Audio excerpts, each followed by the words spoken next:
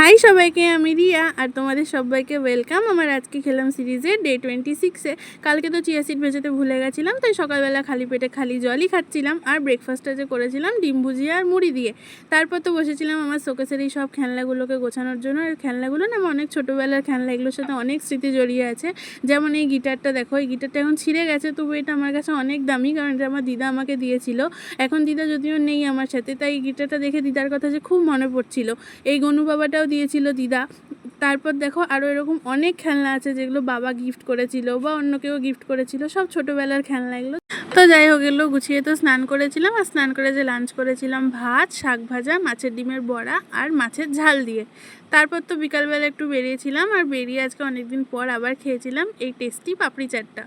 আর ডিনারটা করেছিলাম দুটো রুটি মাছের ডিমের বড়া তরকারি দিয়ে। তো চলো দেখা হবে পরের ভিডিওতে। সবাই খুব ভালো থেকো, আর হ্যাঁ, ভিডিওটা কিন্তু লাইক করতে আর চ্যানেলটাকে সাবস্ক্রাইব করতে ভুলো না। বাই।